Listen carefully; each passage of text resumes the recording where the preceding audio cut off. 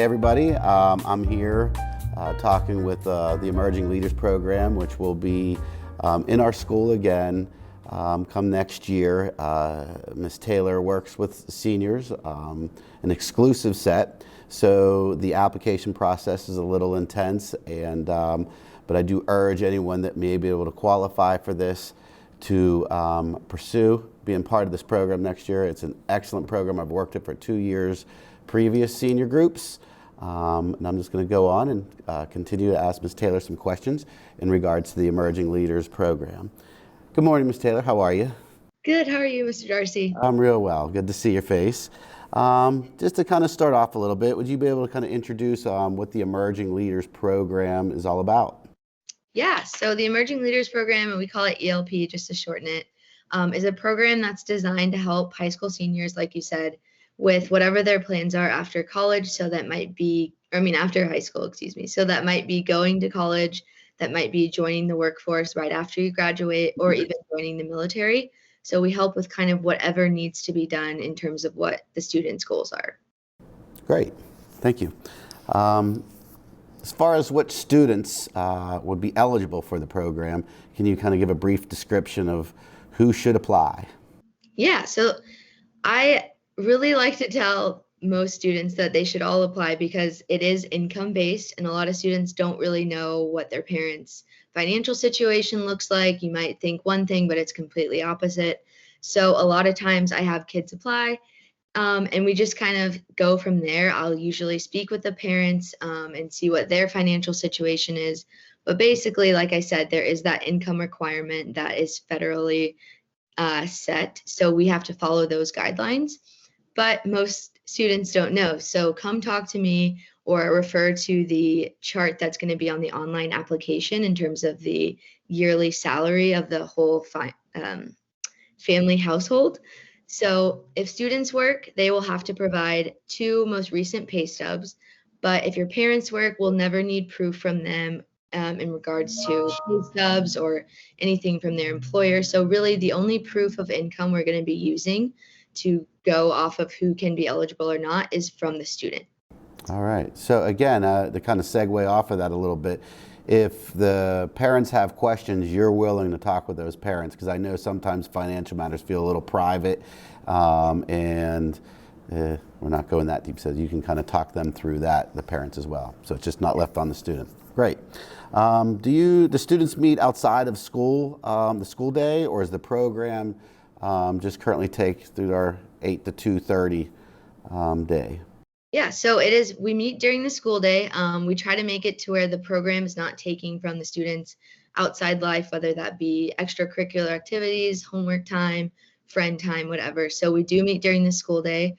In a normal non-COVID world, I'd be at the school from the start of the day to the end of the day, and students are welcome to come in and out during study halls or if they're scheduled with me, depending on how you want to do it. But it's intended to kind of be like, let's get everything done at school so you don't have to worry about it after school. All right, great.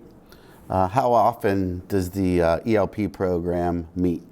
Yeah, so we provide weekly sessions, or I provide, I should say, weekly sessions to students that kind of covers a broad range of topics. At the beginning, it's more of career exploration, different fields students might be interested in. Then we kind of start tailoring it to each student. So if you're looking to go into college, those sessions usually cover scholarship applications, how to apply to college, what your essay should talk about, FAFSA information. And then if you're looking to go in the workforce, more of workforce development. Same with military, more of what steps need to be taken for that. So there's weekly sessions, but my door is always open, and I usually see my students every day because there's always something to be working on, and they're welcome to come down and work on whatever they need to during the school day. Great. I think the big number is, I think kids too, and correct me if I'm wrong, but students do get paid a small increment for kind of meeting their tasks, if I'm not mistaken, yes? They do, yeah. So that is a huge benefit of the program. We're able to provide a small stipend to each student based on certain things they meet. So the first stipend, you can kind of expect that you should be finishing your FAFSA if that's your goal, have built your resume, be attending these weekly sessions.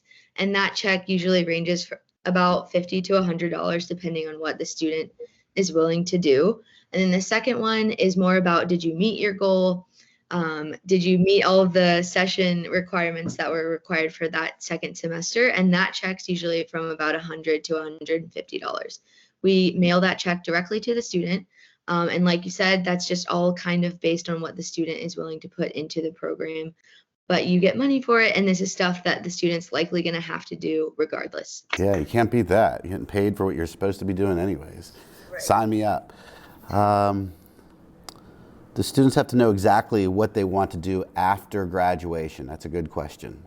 Yeah, so this comes up a lot. And of course, speaking to juniors, they might have an idea of what they want to be doing, or they might be a student who's just like, I have no idea.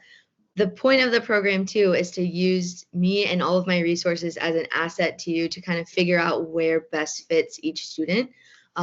You don't have to know exactly what you're going to want to do. I can help you figure that out. We can work with multiple different people at the school to figure out what's best for the student. So please, if you're someone who's on the fence about going to college or even just going straight to the workforce, we can talk about that and we can figure that out together.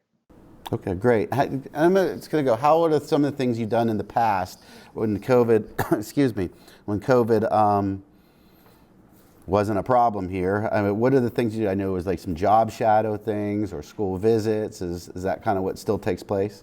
Yeah, so we a lot of times have recruiters from different schools come in, talk directly to the Emerging Leaders Program to give you like really specific information you might be looking for. And then, like you said, yes, we do take students on job shadows.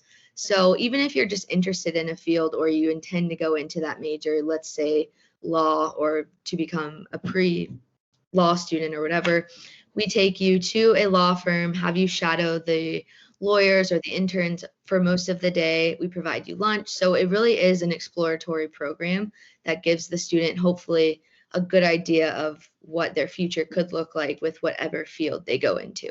Yeah, wonderful. That's outstanding. What do students get out of being in the program? So like we talked about, you get a paycheck if you're in the program, which is, I think, probably my students' favorite part about it. Yeah. But then also you have me as a constant resource. I know applying to college or even interview prep or just random things that come along with doing job search and entering the workforce, all of those things come up and they're confusing for students. So you have me as a resource. I'm always available during the school day and sometimes even after. And then it's just your time to come to school and kind of knock stuff out so you don't have to worry about it.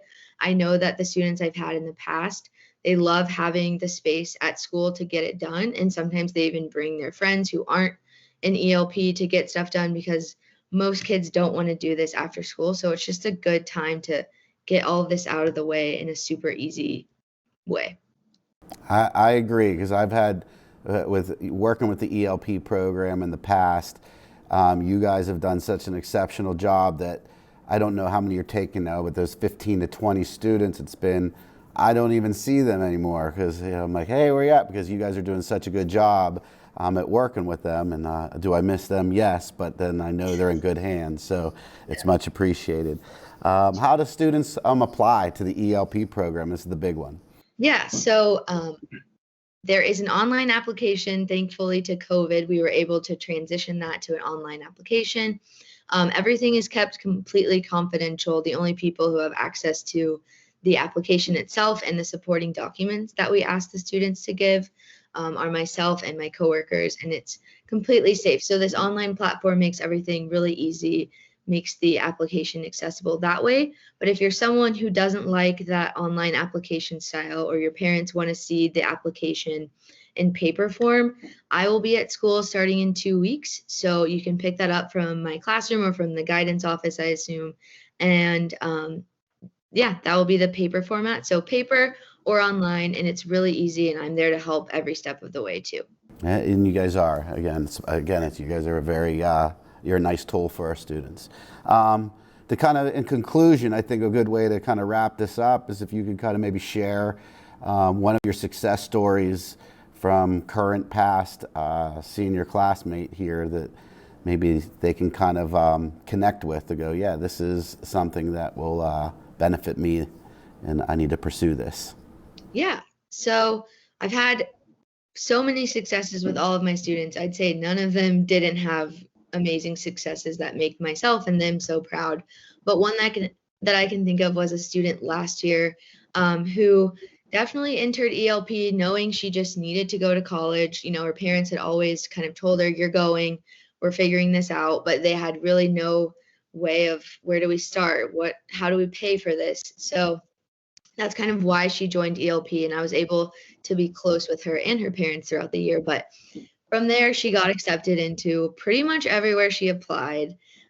She got to go on different college tours and speak with different people in terms of like what was really the best fit for her. So I know she loved to explore different options and find the best fit for her.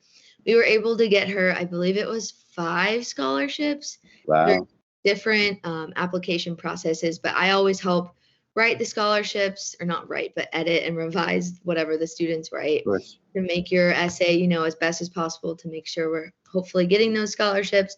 But also you can use me as a reference. She used me so many times for those scholarships and for different jobs even. She ended up going to IUP basically with all tuition paid. She got new jobs while she was in the Emerging Leaders Program based on the resumes that we built together.